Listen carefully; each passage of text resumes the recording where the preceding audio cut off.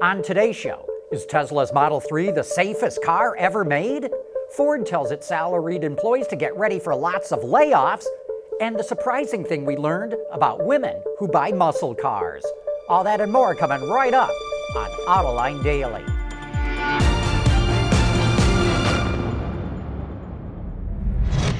This is Autoline Daily, the voice of the automotive industry. Say, is the Tesla Model 3 the safest car ever made? Even though NHTSA already gave it 5 5s, its highest crash rating, the agency went one better. It did a statistical analysis of the probability of injury and determined that the Model 3 offers the lowest probability of injury of any car.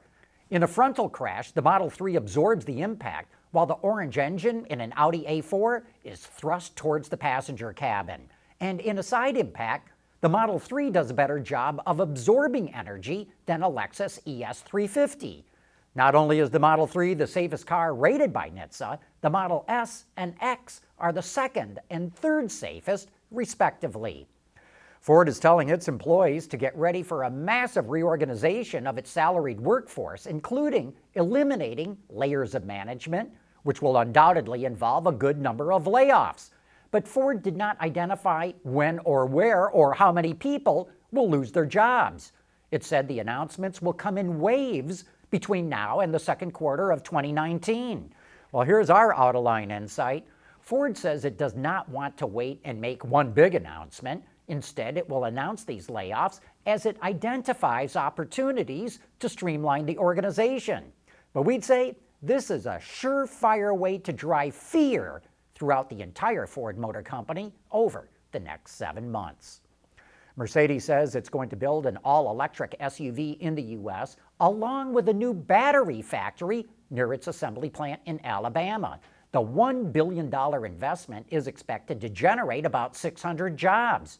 This is part of a broader global battery production network, which will consist of 8 facilities located around the world. By 2022, Mercedes says it will offer at least one electrified vehicle in each of its model lines. We'll be back with this weekend's racing results right after this. Autoline Daily is brought to you by Bridgestone Tires, your journey, our passion. Dow Automotive Systems, advanced materials that deliver better results. Lear, a global leader in automotive seating and electrical systems. And by ExxonMobil. In racing news over the weekend, Lewis Hamilton took what they call the Grand Slam in Formula One. He put his Mercedes on the pole in the Japanese Grand Prix, set the fastest lap in the race, and was the first to take the checkered flag after leading every lap. Sebastian Vettel saw the championship slipping from his fingers as his Ferrari crashed with Max Verstappen's Renault-powered Red Bull. Though Vettel rallied to finish 6th, Hamilton is now almost assured to win his 5th driving championship.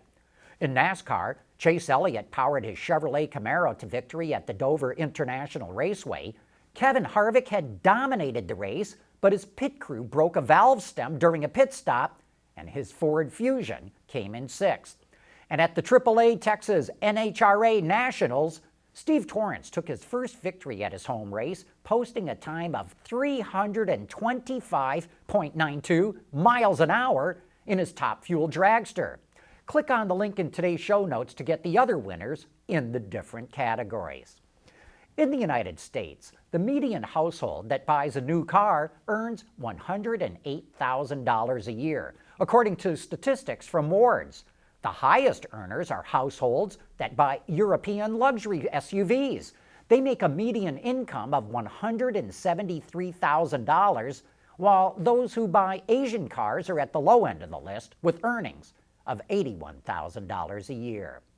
Coming up next, the kind of women that like to drive muscle cars might just surprise you.